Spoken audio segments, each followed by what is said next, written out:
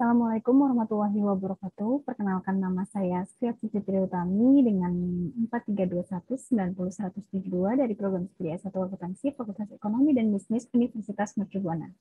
Pada kesempatan kali ini, saya akan mempresentasikan penelitian saya dengan judul Pengaruh Profitabilitas, Pertumbuhan Penjualan, Intensitas Modal, dan Refleks terhadap penghasilan pajak pada perusahaan manufaktur sektor aneka industri yang terdaftar di Bursa Efek Indonesia tahun 2017 hingga 2021. Sebelumnya, saya berterima kasih kepada Bu Nuris Doktoranda AKM SDCA dengan selaku dosen pengampu mata kuliah metodologi penelitian, serta Bapak Surya Darmasin, STMAK, selaku dosen pembimbing saya yang telah membantu dan membimbing hingga dapat menyelesaikan proposal skripsi ini. Baik, berikut ini. Oke, baik. Berikut ini yang akan saya presentasikan pendahuluan, kajian pustaka, serta desain dan metode penelitian.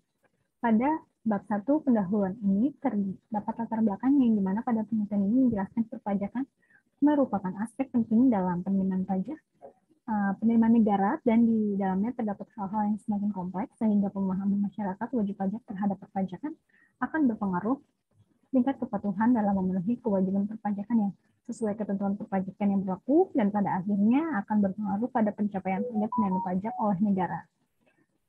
Terdapat tabel yang dimana pencapaian penerimaan pajak tahun 2017 hingga 2021 yang menyatakan bahwa target penerimaan pajak mengalami penurunan di tahun 2020 dan mengalami peningkatan di tahun 2021 tetapi tidak melebihi di tahun 2019.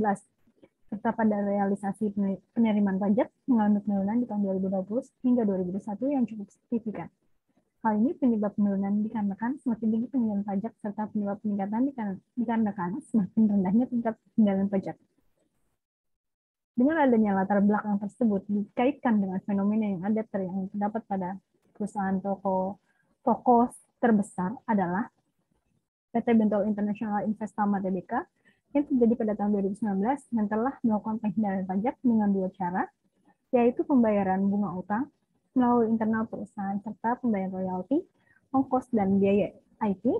Penghindaran ini dilakukan dengan mengalihkan transaksi melalui anak perusahaan BAT yang berada di negara yang memiliki perjanjian pajak dengan Indonesia yang mengakibatkan negara menanggung kerugian mencapai $14 juta per tahun.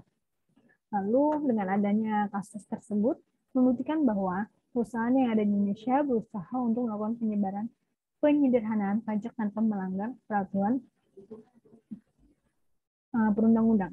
Dengan ini terdapat faktor yang mempengaruhi terjadinya penghindarian pajak pada profitabilitas, pertumbuhan penjualan, intensitas modal, dan refleks. Selanjutnya terdapat manfaat dan tujuan penelitian. Manfaat pada penelitian ini adalah yang pertama, apakah profitabilitas berpengaruh terhadap pengendalian pajak? Yang kedua, apakah pertumbuhan penjualan berpengaruh terhadap pengendalian pajak? Yang ketiga, apakah intensitas modal berpengaruh terhadap pengendalian pajak? Yang keempat, apakah refleks berpengaruh terhadap pengendalian pajak?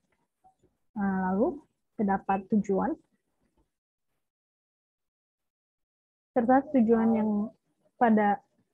tujuan pada penelitian ini adalah yang pertama untuk mengetahui pengaruh profitabilitas terhadap pengendalian pajak, yang kedua untuk mengetahui pengaruh pertumbuhan penjualan terhadap pengendalian pajak, yang ketiga untuk mengetahui pengaruh intensitas modal terhadap pengendalian pajak, dan yang keempat untuk mengetahui pengaruh refleks terhadap pengendalian pajak. Oke, lanjut. Pada bab 2, kajian pustaka landasan teori, penelitian saya menggunakan teori keagenan menurut Jensen dan McKinsey 1976. Teori keagenan adalah sebuah kontrak antara manajer agen dengan pemilik prinsipal. Agar hubungan interkontraktual ini dapat berjalan dengan lancar, pemilik akan mendelegasikan otoritas pembuatan keputusan kepada manajer. Lalu penghindarian pajak, upaya penghindarian pajak yang dilakukan secara legal dan aman bagi wajib pajak karena tidak bertentangan dengan ketentuan perpajakan. Lalu yang ketiga, profitabilitas, kemampuan perusahaan memperoleh laba dalam hubungan dengan penjualan, total aktiva ataupun hubungan dengan penjualan, total aktiva ataupun modal sendiri. Pertumbuhan penjualan, pengukuran pertumbuhan penjualan diperoleh dari penjualan untuk menggambarkan profit yang diperoleh. Lalu intensitas modal, aktivitas investasi yang dilakukan perusahaan yang dikaitkan dengan investasi dalam bentuk aset tetap dan persediaan. Lalu leverage, suatu rasio keuangan yang mengukur kemampuan perusahaan dalam memenuhi kewajiban jangka panjangnya seperti pembayaran bunga.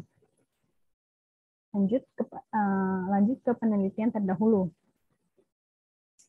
Di sini terdapat penelitian di mana profitabilitas menurut tes Anggraini dan tes Sawati Meta Oktaviani tahun 2021, profitabilitas berpengaruh positif signifikan terhadap pengendalian pajak. Sedangkan Amanda Dinari Permata, Siti Nurlela, dan Endang Masitowe tahun 2018, profitabilitas tidak berpengaruh terhadap penghindarian pajak. Untuk variabel yang kedua, pertumbuhan penjualan.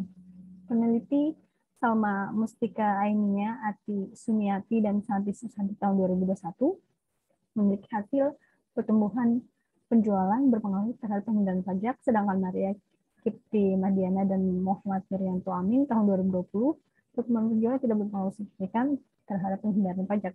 Lalu variabel yang ketiga, intensitas modal. Peneliti Daka Setri Sihombing dan Lorina Segala Sudiman tahun 2022, intensitas modal berpengaruh terhadap penghindarian pajak. Lalu sedangkan Lustinari Mama Mas Gulat Siti Nurlela dan Wasadik Mapul Fajri tahun 2021, intensitas modal tidak berpengaruh signifikan terhadap penghindarian pajak. Lalu yang keempat, real leverage, yang dimana peneliti Ahmad Ghazali, Herman Karamoy, dan Hendrik Gamalia tahun 2020, leverage berpengaruh terhadap penghindarian pajak. Sedangkan Pratiwi Cynthia Lukito dan Rahmawati Meta Oktaviani tahun 2022, leverage tidak berpengaruh terhadap penghindarian pajak. Dengan adanya penelitian terdahulu ini, terdapat inkonsistensi hasil penelitian. Dengan ini, saya mereplikasi untuk melakukan penelitian tentang pengaruh profitabilitas pertumbuhan penjualan, modal, dan leverage terhadap penghindarian pajak. Selanjutnya, kerangka pemikir dan hipotesis. Berdasarkan uraian tersebut, maka dapat digambarkan sebuah kerangka pemikiran pada penelitian ini yang dimana variabel bebas pada profitabilitas, pertumbuhan penjualan, intensitas modal, dan leverage mempengaruhi pengendalian pajak yang dijadikan sebagai variabel terikat. Berdasarkan dari beberapa yang sudah dijelaskan, maka penelitian ini mengajukan beberapa hipotesis, yaitu pada hipotesis pertama, profitabilitas berpengaruh terhadap pengendalian pajak, hipotesis kedua berpengaruh pertumbuhan penjualan berpengaruh terhadap pengendalian pajak, hipotesis ketiga, intensitas modal berpengaruh terhadap pengendalian pajak, hipotesis keempat, leverage berpengaruh terhadap pengendalian pajak. Lanjut pada bab 3, desain dan metode penelitian. Yang terdapat jenis penelitian dan operasionalisasi variabel. Jenis penelitian yang digunakan pada penelitian saya adalah metode kuantitatif yang merupakan data berupa angka dengan melalui proses pengumpulan data serta menganalisa data. Penelitian ini menggunakan data sekunder berupa laporan keuangan yang berfokus pada perusahaan manufaktur sektor aneka industri yang terdaftar di Bursa Efek Indonesia tahun 2017 hingga 2021. Adapun variabel bebas dalam penelitian ini adalah profitabilitas, pertumbuhan penjualan, dan modal, dan leverage, serta variabel terikat dalam penelitian ini adalah penghindarian pajak. Lalu dari data yang sudah diperoleh kemudian diproses setelah dianalisis secara kuantitatif hingga mendapatkan hasil yang didapat untuk kesimpulan dalam penelitian ini. Selanjutnya, operasionalisasi variabel terdapat dimensi, indikator, serta skala pengukuran, yang dimana pada variabel profitabilitas mengevaluasi tingkat perkembangan laba secara berkala serta melakukan perbandingan dengan terhadap standar rasio rata-rata industri. Yang kedua, variabel pertumbuhan penjualan diukur dengan perbandingan antara penjualan tahun berjalan dan penjualan tahun sebelumnya dengan penjualan tahun sebelumnya. Yang ketiga, variabel intensitas modal merupakan perbandingan antara aktivitas tetap pada total aset perusahaan. Yang keempat, variabel leverage merupakan perbandingan antara total utang dengan modal sendiri. Lalu yang variabel pengendalian pajak, perbandingan antara beban pajak dengan laba sebelum pajak. Lanjut ke populasi dan sampel penelitian. Populasi adalah keseluruhan objek penelitian yang memiliki ciri dan karakter tertentu yang ditentukan peneliti sebagai suatu sumber dan diolah menjadi kesimpulan. Dalam penelitian ini, populasi yang digunakan adalah perusahaan manufaktur sektor aneka industri yang terdaftar di Bursa Efek Indonesia tahun 2017 hingga 2021. Selanjutnya ada sampel, adalah sebuah bagian dari populasi tertentu yang menjadi perhatian dalam penulisan. Teknik penelitian sampel yang digunakan dalam penelitian ini adalah teknik purposive sampling yang merupakan teknik untuk menentukan sampel berdasarkan tujuan dan nilai terhadap penelitian sesuai dengan kriteria-kriteria yang harus dipenuhi dalam pengambilan sampel. Adapun kriteria sampel yang sesuai dengan sebagai berikut. Yang pertama, perusahaan manufaktur sektor aneka industri yang terdaftar di Bursa Efek Indonesia tahun 2017 hingga 2021. Lalu yang kedua, memenuhi kelengkapan laporan keuangan selama tahun 2017 hingga 2021. Lalu yang ketiga, mengalami kerugian selama tahun 2017 hingga 2021. Dan yang keempat, memiliki penilaian keuangan menggunakan mata uang rupiah. Selanjutnya, terdapat teknik pengumpulan data, yang dimana dalam penelitian saya, teknik pengumpulan data yang digunakan adalah data sekunder, yang diperoleh secara tidak langsung melalui perantara. Data yang digunakan adalah berupa laporan keuangan perusahaan, manufaktur sektor aneka industri yang terdaftar di Bursa Efek Indonesia pada tahun 2017 hingga 2021 yang diambil dari www.ids.co.id serta melakukan pemesanan berbagai jurnal, artikel, dan buku referensi sebagai sumber data penelitian. Selanjutnya, terdapat metode analisis data. Dalam penelitian saya, metode analisis data yang digunakan adalah program SPSS versi 25 yang merupakan program aplikasi yang dapat digunakan untuk menganalisis data statistik dengan mudah dioperasikan yang menjadikan hasil output sebagai pengambilan keputusan. Yang pertama itu terdapat statistik deskriptif,